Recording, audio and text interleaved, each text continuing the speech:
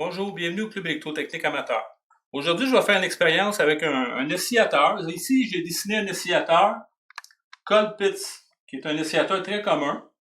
Donc, si on regarde le schéma, on a un transistor NPN, le 2N2219A. On pourrait mettre du 2N2222 aussi.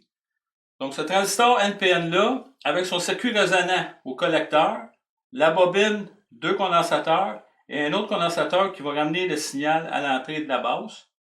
Donc, l'idée là-dedans, c'est que vous avez un circuit résonant. La fréquence de résonance va s'établir par rapport aux deux condensateurs qui sont ici, des 0,1 microfarad, et la bobine d'à peu près des alentours de peut-être, je dirais, une trentaine de microhenry, qui est conçue de 20 tours de fil.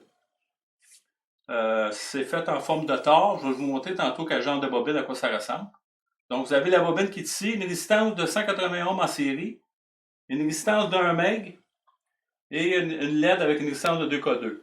Donc, le principe de fonctionnement, si vous avez le circuit résonant qui est ici, au collecteur, il y a un échantillonnage de la résonance qui va être amené à notre transistor pour générer le feedback et permettre l'oscillation permanente. Une oscillation permanente qui va être l'ordre d'à peu près des alentours de 1 kHz. Donc, c'est un générateur de basse fréquence. Et évidemment, on connaît tous la formule 1 sur 2 pi radical LC pour la fréquence de résonance. Donc, le signal à sortie, on peut s'en servir comme tracker. C'est ça qui est intéressant. Vu que c'est un signal de 1 kHz, sinusoïdal, ça peut être utilisable dans beaucoup d'applications au niveau de l'audio ou l'industrie. Donc, vous avez votre sinus qui sort ici au condensateur de 1 kHz. Donc, je pense que c'est assez simple à comprendre, mais on voit aussi que c'est un oscillateur qui est très simple. Donc, souvenez-vous de ça, l'oscillateur Colpitts. Donc, je vais terminer avec l'explication. Maintenant, on va passer au côté pratique. Bon, ici, pratiquement, j'ai fait le montage sur mon boîte expérimentale. Évidemment, vu que c'est un circuit qui génère des fréquences très basses, il n'y a pas de problème au niveau des capacités réparties. On peut le faire directement sur un genre de board comme ça.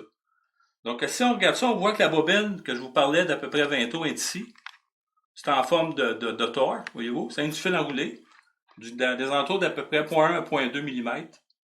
Vous avez le transistor qui est ici, les condensateurs, la LED, le bouton poussoir.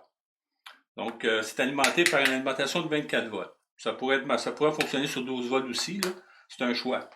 J'ai mon petit radio ici, on va l'utiliser.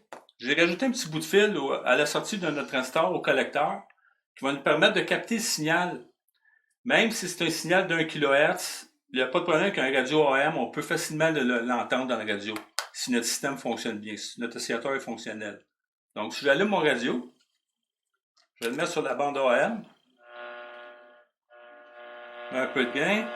Je vais tasser directement le plus loin de la bande. Donc, si je fais ça comme ça, en théorie, je devrais être capable de capter. Et vous, on entend la fréquence d'à peu près 1 kHz. Donc, c'est un truc simple pour être capable de vérifier si un oscillateur fonctionne. Donc, comme vous pouvez voir, c'est assez simple. Puis c'est applicable pour plein d'applications pratiques dans l'industrie. Donc, je vous laisse ça en vous disant merci, à la prochaine.